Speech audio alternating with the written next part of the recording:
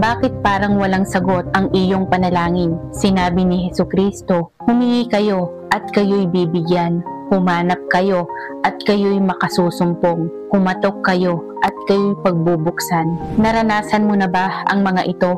Una, matagal ka nang nananalangin, pero parang walang tugon ang Diyos. Ikalawa, parang naging routine na lang ang panalangin at wala kang nakikitang pagbabago. Ikatlo, nanghihina ang iyong pananampalataya, kaya hirap kang magpatuloy sa panalangin. Halika, samahan mo kami.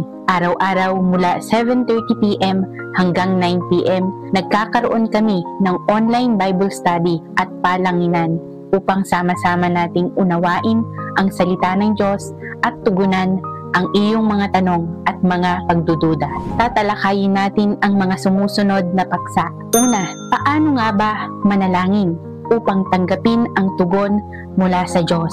Ikalawa, paano maghintay sa tamang oras ng Diyos sa panalangin? Ikatlo, paano magkaroon ng matatag at tuloy-tuloy na buhay panalangin? Taus-puso kitang inaanyayahan na sumali sa aming libreng online fellowship. Sama-sama nating itatag ang isang matibay at masiglang buhay panalangin habang hinahanap ang gabay ng Diyos.